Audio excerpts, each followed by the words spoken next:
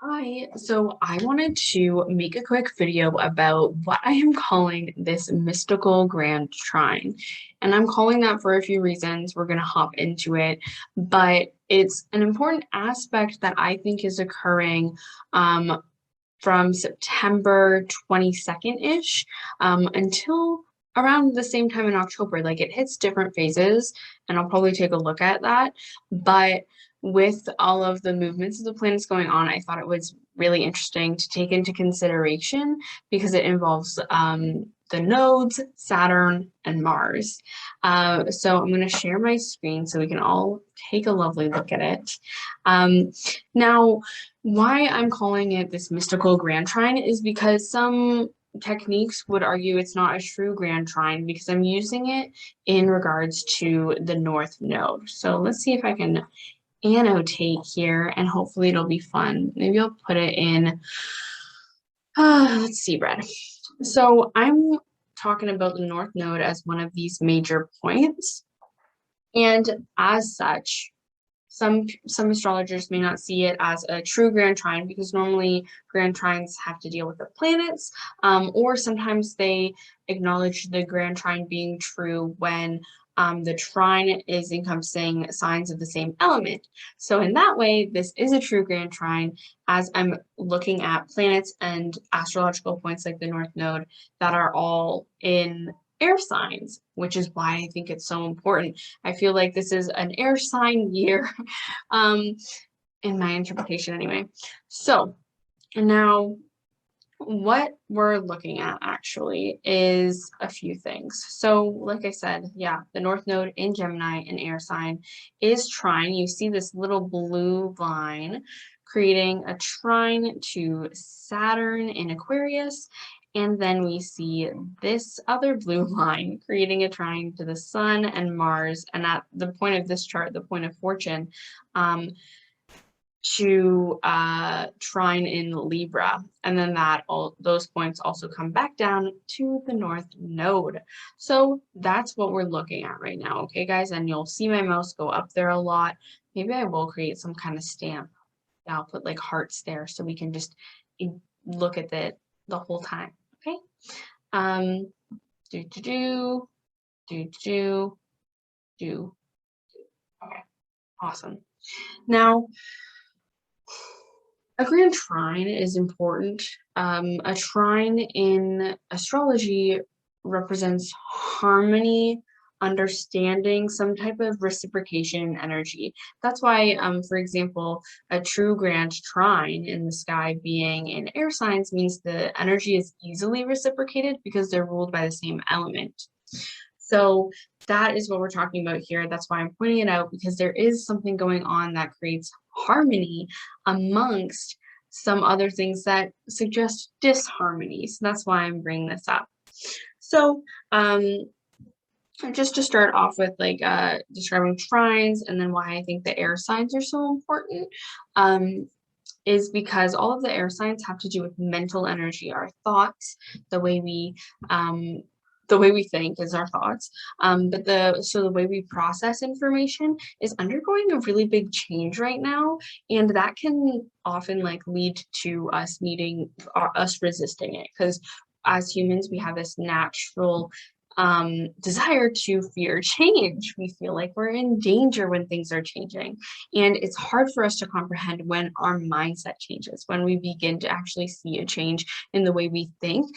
It's like this slower road where we're almost like more willing to fight against it because it's so cerebral or subconscious.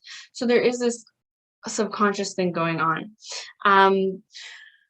I'm going to go into each area, but why there's this conflict going on, as I kind of already described with air signs, there already is usually a lot of conflict because it can deal with things, abstract things like ideas and thoughts that we need to communicate properly, etc.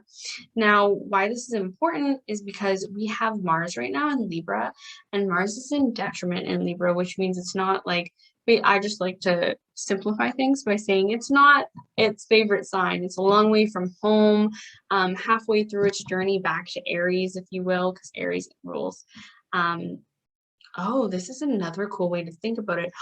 Oh my gosh. Okay, so Aries rules Mars. So I was saying like, and Aries is opposite to Libra. So that's what I was trying to say to describe how Aries is, of course, uncomfortable in Libra because it's opposite to its home sign.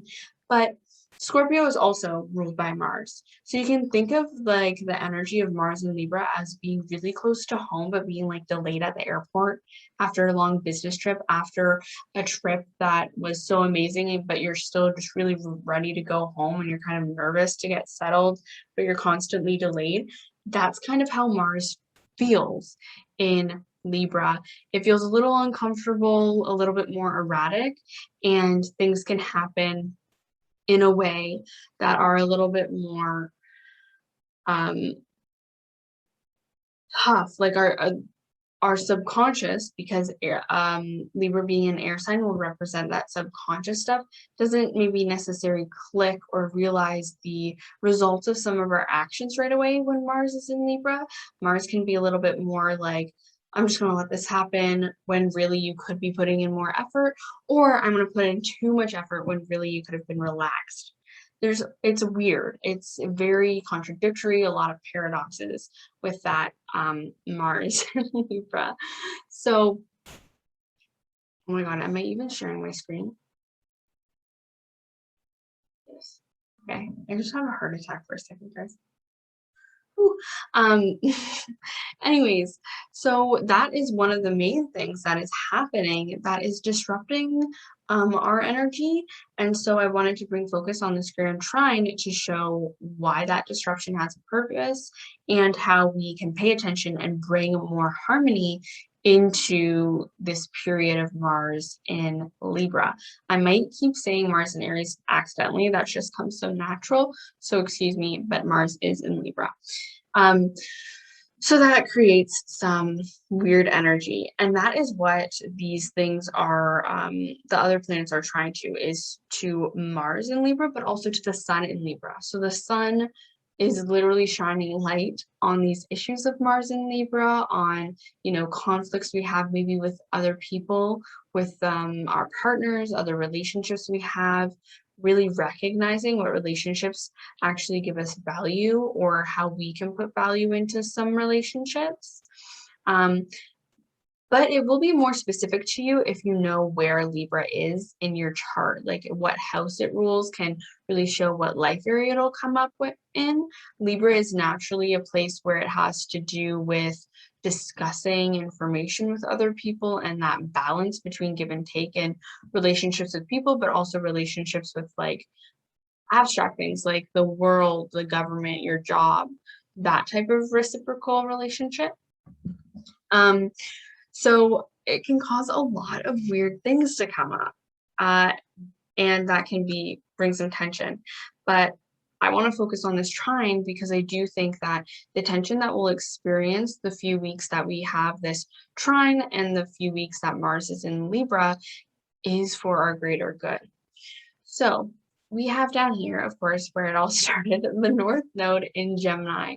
The North Node in a birth chart, it represents like energy we should be looking towards and new experiences we should kind of like go after to achieve like our life's lessons or some new soul purpose goals, if you will.